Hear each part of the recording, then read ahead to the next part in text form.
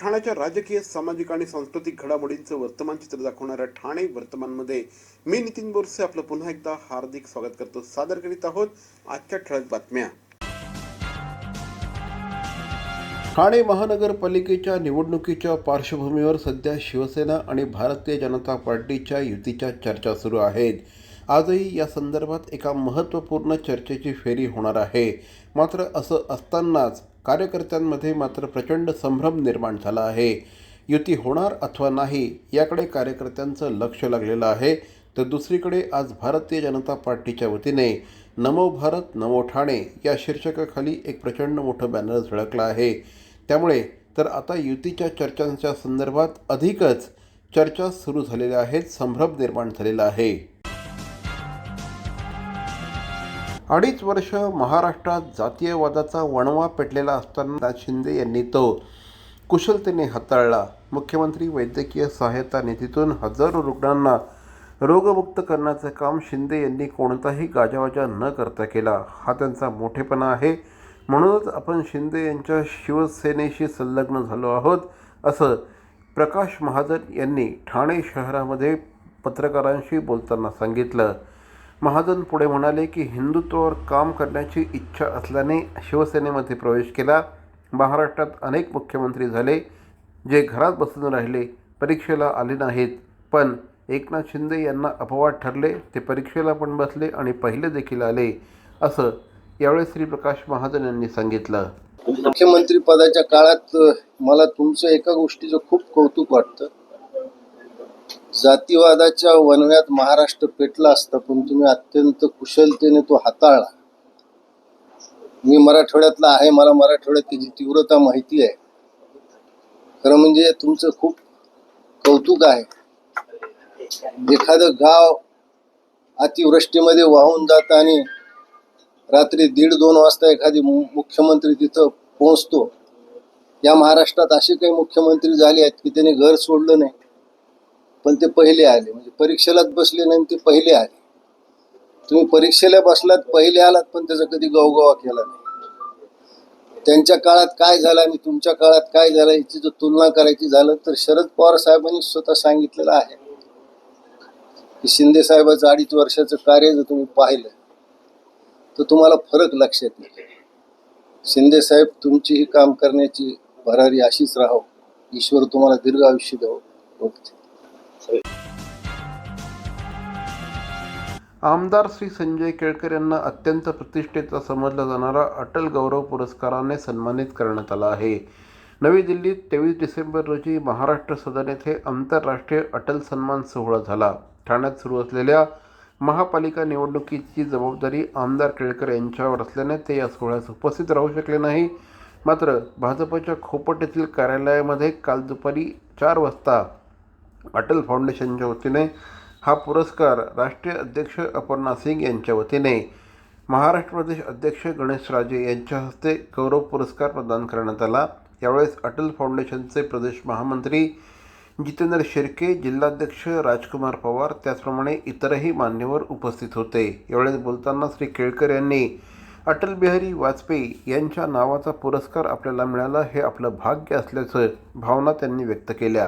जी आहे ती मोठी झालेली आहे. हा खरा म्हणजे ठाणेकरांना सन्मान आहे. कारण मी जन्म देखील माझा इथला आहे आणि कर्म देखील इथेच आहे. कर्मभूमी पण हीच आहे आणि त्याच्यामुळे या सगळ्या क्षेत्रामध्ये, राजकीय क्षेत्र आणि अन्य क्षेत्रामध्ये जे जे माझे सहकारी आहेत त्यांना देखील हा पुरस्कार मिळाल्याची माझी भावना आहे. आणि निश्चितपणे आपल्याला एक प्रोत्साहन मिळतं. पुरस्कार मिळाला की आपल्याला काम करण्याची एक गती येते, आणखीन एक ऊर्जा मिळते आणि आपल्या कामाची एक पोचपावती आपल्याला मिळते आणि ती निश्चितपणे या निमित्ताने मिळाली. आणि ते देखील आंतरराष्ट्रीय अटल पुरस्काराच्या निमित्ताने एक ज्याला म्हणता येईल की दर्जेदार अशा प्रकारचा अटल फाउंडेशनने हा पुरस्कार दिलाय. निश्चितपणे या पुरस्काराच्या लायक अशा प्रकारचं काम पुढच्या काळामध्ये देखील मी करत राहील. ठाणे महानगरपालिकेचे मालमत्ता कर म्हणजेच प्रॉपर्टी टॅक्स भरण्याचे आवाहन. सन 2022-23 या आर्थिक वर्षाचे मालमत्ता कराचे म्हणजेच प्रॉपर्टी टॅक्सचे बिल ठाणेकर करदात्यांना महापालिकेमार्फत आर्थिक वर्षाच्या सुरुवातीस म्हणजेच माहे एप्रिल 2022 मध्ये देण्यात आलेले आहे. तथापि अद्यापही काही करदात्यांनी मालमत्ता कर महापालिकेकडे जमा केलेला नाही. सध्या आर्थिक वर्षाचा अंतिम टप्पा सुरू झाला आहे. मालमत्ता कर वसुलीसाठी महापालिकेतर्फे कडक कारवाई हाती घेण्यात आली आहे. या अंतर्गत जंगम मालमत्ता, टीव्ही, फ्रीज, वाहन व इतर जप्त करणे तसेच स्थावर मालमत्ता वॉरंट बजावून जप्त करण्यात येत असून मालमत्तेचा जाहीर विक्रीद्वारे लिलाव करून कराची रक्कम वसूल करण्यात येत आहे. मालमत्तेस पाणी पुरवठा करण्यात येणारे नळ संयोजन खंडित करण्यात येत आहेत. त्याचप्रमाणे थकीत मालमत्ता करावर 2% व्याज आकारले जात असल्याने भरावयाची रक्कम वाढत आहे. आपला मालमत्ता कर propertytax.thanecity.gov.in या लिंकद्वारे तसंच गुगल पे, फोन पे, पेटीएम याद्वारे ऑनलाईन पद्धतीने करण्याची सुविधा उपलब्ध करून दिली आहे. शनिवार, रविवार व सार्वजनिक सुट्टीच्या दिवशी नागरिकांना मालमत्ता कर भरणे सोयीचे व्हावे याकरता महापालिकेचे मालमत्ता कर संलग्न कार्यालय या दिवशी कार्यान्वित ठेवण्यात आलेले आहे. तरी मालमत्ता कर वसुलीची अप्रिय कारवाई टाळण्याच्या दृष्टिकोनातून मालमत्ता कर भरून महापालिकेस सहकार्य करावे. धन्यवाद. CP Goenka International School, nurturing talent at young age for scholastics, sports and performing arts in global perspective. Proud to have world toppers and country toppers in 10th standard Cambridge examinations. Ranked the best emerging school by the Times of India for personality over percentage, CP Goenka is the intelligent choice. जोरदार शक्ती प्रदर्शन करत राष्ट्रवादी काँग्रेसचे सरचिटणीस नजीब मुल्ला आणि सुहास देसाई यांनी आज आपला उमेदवारी अर्ज दाखल केला. यावेळेस प्रचंड मोठ्या संख्येने राबोडी परिसरातील नागरिक उपस्थित होते.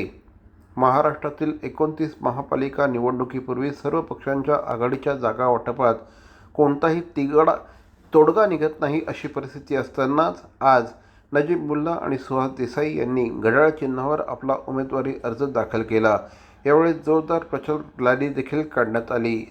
आम्ही आधीच ठरवलेलं आहे की स्वबळाचा नारा आम्ही आधीच दिलेला होता. कारण आमची जी व्यूहरचना आहे निवडणुकीची ते आगळ्या वेगळ्या पद्धतीने आहे. स्ट्राईक रेटवर जास्त महत्त्व देऊन निवडणुकीत जास्ती नगरसेवक कसे आणायचे ते आमचा प्रयत्न आहे. काही ठिकाणी प्रबल उमेदवार असतील, चांगले कार्यकर्ते असतील, तिथे आम्ही उमेदवार उभे करणार. फक्त आम्हाला आकडा किती उभे केल्याने त्याच्या स्ट्राईक रेटवर जास्त आमचा लक्ष असेल की 131 उमेदवार म्हणजे प्रत्येक पक्षाला भेटतील, अपक्ष आघाडीला पण 131 उमेदवार भेटतील. पण आम्हाला चांगले उमेदवार द्यायचा असा आमचा एक विचार आहे. आज मी सुरुवात केली. प्रथमतः अध्यक्ष म्हणून माझे फॉर्म भरले मी. आमचे 3 उमेदवारांचे भरले. एक आम्ही अजून निर्णय घेतलेला नाहीये. सर्वांना विचारून घेणार आहे. एकटेच चालवण्याचा आमचा नारा आहे, तर आम्ही पुढे जाणार.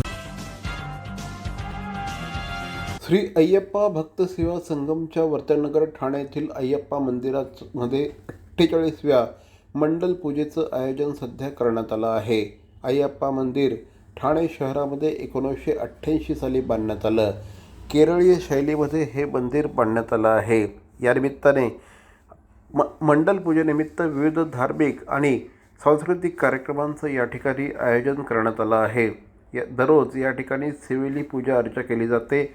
मंदिराचं व्यवस्थापन श्री अय्यप्पा भक्त सेवा मंडळ या संस्थेच्या माध्यमातून करण्यात येत आहे. संस्थेचे अध्यक्ष श्री मुरलीधरन नायन, सचिव श्री मणी नायर आणि खजिनदार श्री संजीवन हे आहेत. मंदिरामध्ये भगवान विष्णू आणि श्रीधर्म शास्ता यांच्यासोबत गणपती, सुब्रमण्यम, हनुमान, नवग्रह, नागदेवता यांचे देखील पूजा अर्चा केली जाते. या ठिकाणी दररोज भाविकांना विविध प्रकारच्या पूजांमध्ये सहभागी करून घेतलं जातं.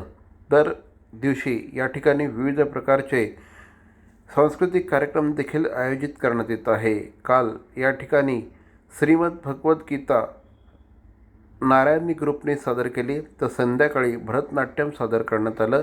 गुरु श्रीमती लता राजेश यांनी हे सादर केलं.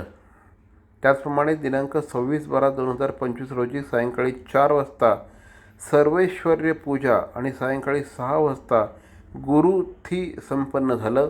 या कार्यक्रमाविषयी अधिक माहिती अय्यप्पा भक्त सेवा संगमचे अध्यक्ष श्री मुरलीधरन नायर यांनी ठाणे वर्तमानशी बोलताना दिली. श्री अय्यप्पा भक्त सेवा संगम का ये 48 उत्सव है. ये हर साल हम लोग मनाते हैं 10 दिन के लिए, और ये काफ़ी बड़े पैमाने पे इसको मनाते हैं. और इसके लिए हमारे जो तंत्री है जो केरला से आते हैं, यहाँ पे रुकते हैं, और सुबह शाम दोपहर को पूजा वगैरह वगैरह नित्य कार्यक्रम होते हैं. और उसके अलावा इस साल के जो स्पेशल हुआ है, 22 तारीख को नवग्रह का पुनः प्रतिष्ठा हुआ है, और उसी दिन शाम को कोडिएटम जो फ्लैग होइस्टिंग होता है वो भी कार्यक्रम हुआ है. और कल एक महत्व कार्यक्रम हुआ था, हमारा जो मिरवणूक कार्यक्रम हुआ है. काफ़ी सालों से हम लोग करवाला नगर से शिव मंदिर से शुरू करके काफ़ी वर्तक नगर के काफ़ी एरियाज़ कवर कर चुके हैं, और काफ़ी लोग 1000 लोगों के ऊपर 1000-1500 लोग इस पे सहभागी हुए थे. और ये कार्यक्रम जो 29 तारीख तक चलेंगे, 29 सुबह को जब फ्लैग होइस्टिंग, जब फ्लैग को नीचे ला जाएंगे तो इसको समाप्त की समझा जाता है. और उसी दिन 29 तारीख को अन्नदानम है. और ये हमने इस वर्ष सभी हमारे मैनेजिंग कमेटी मेंबर्स लोग ने तय किया कि 29 को तो है ही है, और 1 तारीख को भी हम लोग महा अन्नदानम का कार्यक्रम रखे हैं. तो सभी लोगों से अनुरोध है कि वर्तक नगर के थाना के सभी लोगों से अनुरोध है कि भाई आ जाएं और भगवान का दर्शन ले, और महाप्रसाद का भी, भंडार का भी. गुरुवारी ठाण्याच्या बेतनी रुग्णालयाच्या परिसरामध्ये बिबट्याने स्थानिकांना दर्शन देत भेंबेरी उडवली होती. शुक्रवारी ड्रोन कॅमेऱ्याच्या सहाय्याने शोध घेतला, मात्र बिबट्या शुक्रवारी पहाटे आणि गुरुवारी मध्यरात्रीनंतर 12:30 वाजण्याच्या सुमारास जंगलातून मार्गक्रमण करत घोडबंदर रोडवरून थेट ठाण्याच्या वागळे इस्टेट परिसरातील श्रीनगर पोलीस ठाण्याच्या हद्दीत वारलीपाडा या डोंगर भागात रोड नंबर 27 राहणाऱ्या एकनाथ चांदबोधले यांच्या घरासमोरून जाताना CCTVमध्ये कैद झाला आहे. वन विभागाने या संदर्भात सापळा देखील लावला होता. बेतनी येथे बिबट्या दिसला होता. त्यानंतर पाठोपाठ श्रीनगर परिसरामध्ये बिबट्या दिसल्याने नागरिकांमध्ये मोठ्या प्रमाणात कुतूहल निर्माण झालं आहे. महानगर गॅसची वाहिनी टाकत असताना ठाण्याला पाणी पुरवठा करणाऱ्या जुन्या जलवाहिनीला भगदाड पाडण्यात आला आहे. ठेकेदाराच्या हलगर्जीपणामुळे ही जलवाहिनी फुटली होती. ही जलवाहिनी दुरुस्त केल्याचा दावा महापालिकेकडून करण्यात आला, मात्र हा दावा करून ठाणे महापालिकेने ठाणेकरांची फसवणूक केली आहे. आजही दररोज 40 दशलक्ष लिटर पाण्याची गळती होत आहे. या प्रकरणी महानगर गॅसच्या कंत्राटदारावर गुन्हा दाखल करावा, तसंच या प्रकाराला जबाबदार असणाऱ्या अधिकाऱ्यांना निलंबित करावं अशी मागणी राष्ट्रवादी काँग्रेस शरदचंद्र पवार पक्षाचे जिल्हाध्यक्ष मनोज प्रधान यांनी पत्रकार परिषदेत केली. नंतर आपल्याला सांगण्यात आलं की ते महानगर गॅसच्या ठेकेदाराचं काम चालू असताना तिथे पाणी गळती झाली. आता वस्तुस्थिती तिथे अशी आहे की 1200 mm चा एक MS ची लाईन येते आणि 1000 mm ची एक जुनी लाईन आहे. तर या महानगर कंपनीचे ठेकेदार काम करत असताना त्या लाईन तुटली. 10, 12, 15 दिवस बिन पाण्याचे टँकरवर ठाणे महानगरपालिकेच्या सगळ्या नागरिकांनी आपलं जीवन पुढे ढकललं. जे टँकर 1000-2000 ला मिळायचे ते 7-7, 8-8 हजाराला मिळाले. नंतर आम्हाला सांगण्यात आलं की आता ते काम पूर्ण झालेलं आहे आणि 19 तारखेपासून खऱ्या अर्थाने थोडंसं पाणी वाढलं.